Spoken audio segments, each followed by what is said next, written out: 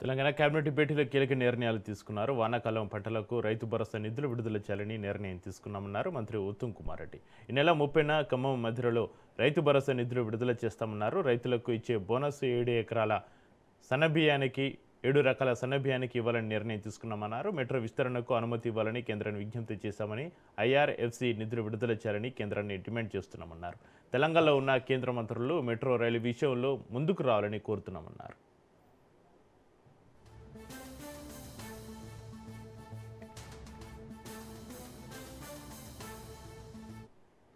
కాలం పంటలకు రైతులకి పెట్టుబడి సాయం కింద రైతు భరోసా నిధుల్ని విడుదల చేయాలని ఈ రోజు ముఖ్యమంత్రి రేవంత్ రెడ్డి గారి ఆధ్వర్యంలో జరిగిన మంత్రుల సమావేశంలో కీలక నిర్ణయం తీసుకున్నాం.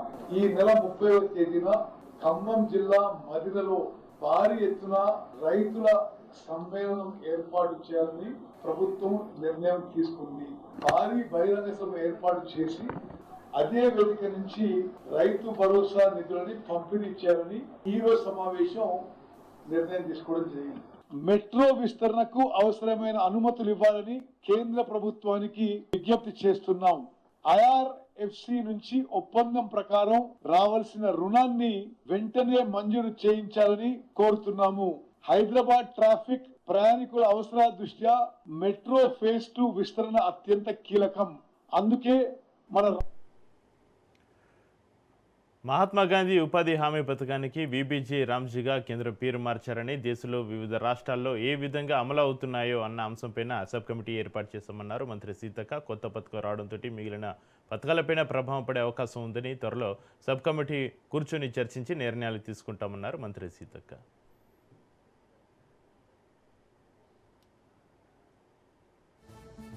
ప్రభుత్వము మరి జూలై 1 వరకు నోటిఫికేషన్ ఇచ్చి ఈ కొత్త చట్టాన్ని అమలు చేసే విధంగా ఆమోదం తెలపాలని ఒత్తిడి చేస్తున్న నేపథ్యంలో మరి ఈ రోజు ఇన్ఫార్మల్ గా జరిగినటువంటి క్యాబినెట్ లో ఈ యొక్క కొత్త చట్టం గురించి డిస్కస్ చేస్తే మరి ముఖ్యమంత్రి గారు సహచర క్యాబినెట్ సోదరుల సమక్షంలో ఒక సబ్ కమిటీని వేయడం జరిగింది.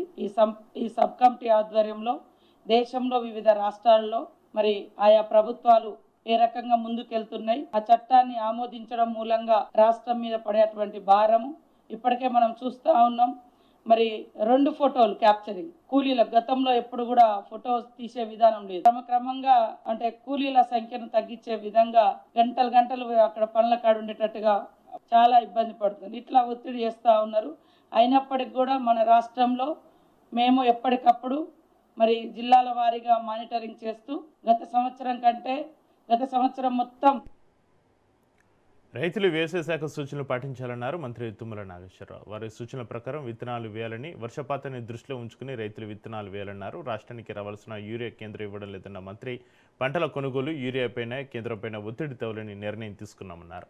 కేంద్ర ప్రభుత్వం గతంలో మాదిరిగా పంటలను కొనుగోలు చేయాలని, రామగుండం ఎరువుల ఫ్యాక్టరీలో తయారయ్యే ఎరువులను ఇతర రాష్ట్రాలకు పంపించడం సరైంది కాదన్నారు మంత్రి తుమ్మల.